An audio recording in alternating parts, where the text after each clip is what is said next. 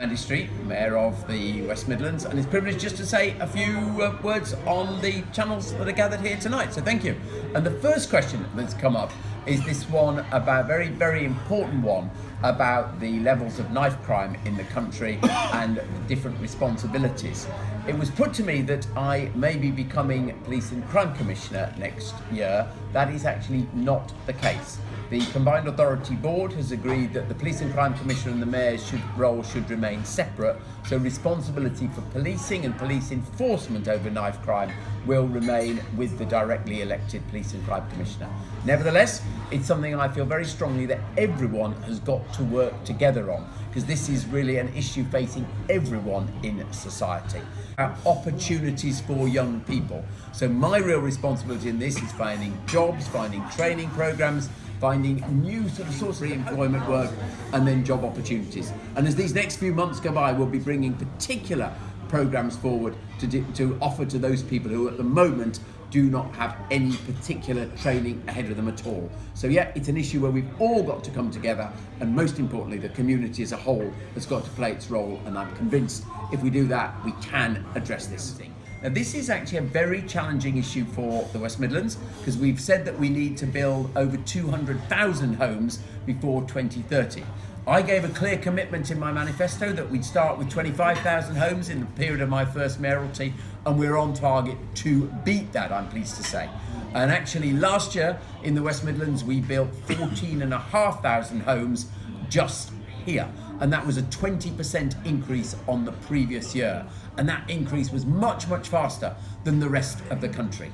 The way we're doing that, every area across the whole of the West Midlands working together to one plan, and we're actually using the cash that we got from central government to clean up derelict old industrial sites, some particularly in the Black Country, so in Sandwell, in Walsall. There's a great site in Walsall used to bringing more homes, and we're also looking forward to making more of them affordable homes. And last year across the West Midlands, 38% more affordable homes. So there we are on the right track, but there's much, much more to do. It's about the clean air zone. And just to be really clear, this is a Birmingham City Council proposal, but similarly, I should offer a view on it.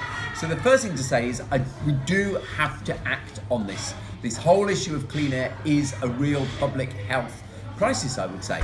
1,500 people a year across the West Midlands suffer premature death as a result of air pollution. So we have to. New electric vehicle taxi drivers cost about £55,000. They're brilliant, modern technological vehicles, but it's probably out of the reach of most Birmingham taxi drivers at the moment. One last thought about what I can particularly do on this.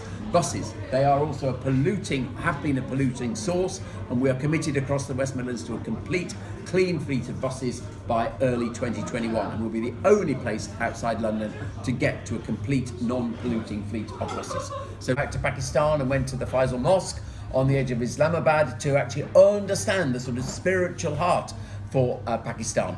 And we also saw the Chamber of Commerce there and really appreciated the desire of the two countries to do more business together.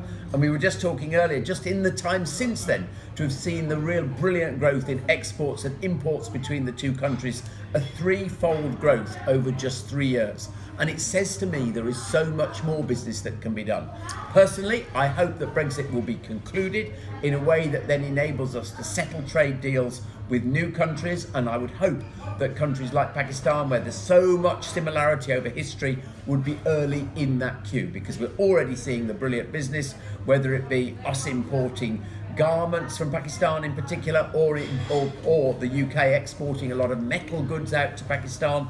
There's real opportunities also in construction. So for businesses on both sides, would say there can be a very, very positive future. Communities should be having leadership positions in organisations, whether they be the business, the police, the judiciary, whether they be the health service, education service, everywhere should have that, because that is a truly integrated society.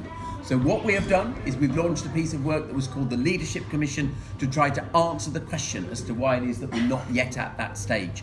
Lots of recommendations came out of that, and we're currently working through those recommendations now.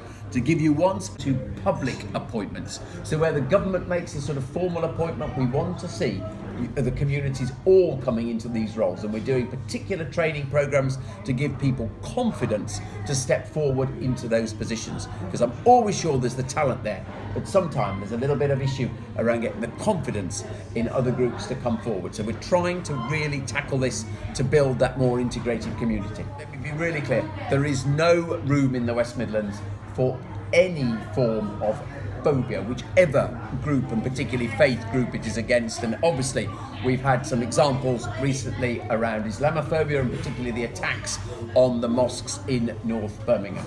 I was there the next day, talked to the leaders of the community, and made it absolutely clear my utter abhorrence for that action. And my attitude with this, and that's the role of the Mayor and the Combined Authority, because the local authorities, each one of them, Birmingham, Coventry, Solihull, still carry on with their local services, the bins, social services, but the role of the Combined Authority is to think about those things that are best done across the whole region. Transport's obviously the best example, planning the regional economy, but also thinking about the skills that we need people and the qualifications our workforce needs for the industries of the future. And the government as well here in Birmingham, of course, this summer we host the Cricket World Cup. Sadly, Pakistan are not playing their games at Edgbaston, but you never know, if they get to the semi-final, that is at Edgbaston, so there's a wonderful opportunity to look forward to there. But I know it'll be a great festival of sport, and your team will have fantastic support across all the grounds.